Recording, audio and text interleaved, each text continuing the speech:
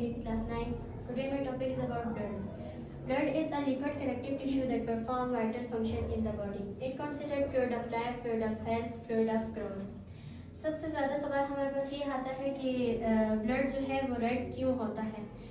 Blood के अंदर एक सेल होता है जिसको हम आरबीसी के नाम से जानते हैं, रेड ब्लड सेल, और उसमें एक पिगमेंट होता है हेमोग्लोबिन जो आयरन और प्रोटीन से मिलकर बना होता है। इसकी वजह से जो है वो ब्लड को जो है रेड कलर प्रोवाइड होता है। अगर हमारे हम ह्यूमन बीइंग्स में जो हेमोग्लोबिन है वो अगर कम हो जाए तो उससे हमें एनीमिया भी हो सकता है। एनीमिया मतलब हमें थकावट महसूस होना या उठने बैठने में हमारे घुटनों में से आवाज़ें आना, वो जो है अनीमिया होता है। अब इस रेड ब्लड सेल का जो फंक्शन है वो क्या होता है। RBC transport oxygen from the lungs to the body tissues. उसके बाद है हमारे पास वाइट ब्लड सेल, जिसका दूसरा नाम है leukocytes. These are colourless, they are no pigment.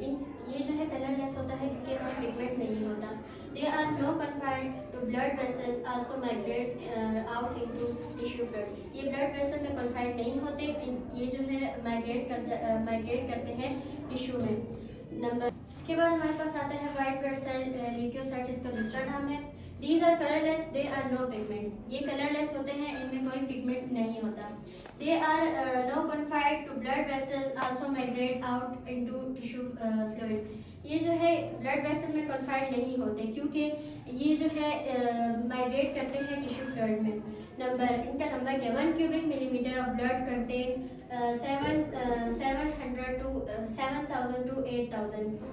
ये जो है ब्लड में कंटेन होते हैं 7000 to 8000। Function main agent bodies defence system, ये हमारे मेन एजेंट है बॉडी के डिफेंस सिस्टम के। इसके बाद इसकी टू टाइप्स आ जाती है, ग्रेनुलेट्स और ए ग्रेनुलेट्स। ग्रेनुलेट्स जो है वो हमारे पास ग्रेनुलर साइटोप्लाज्म होता है, उसमें जो है उसके साइटोप्लाज्म में छोटे छोटे ग्रेनुलर्स के पार्ट्स होते हैं। और उसके बाद जो हमारे पास एक ग्रेनुला है वो क्लियर साइटोप्लाज्म होता है, उसमें ग्रेनुला के कोई छोटे फ्रेगमेंट्स नहीं होते। उसके बाद एक ग्रेनुलर्स की 3 टाइप्स हैं, न्यूट्रोफिल्स, इओसिनोफिल्स और बेसोफिल्स। न्यूट्रोफिल्स का काम है जो स्मॉल पार्टिकल्स को ब्रेक डाउन करना, और उसके बाद जो इओसिनोफिल है उसका काम होता है हमारे पास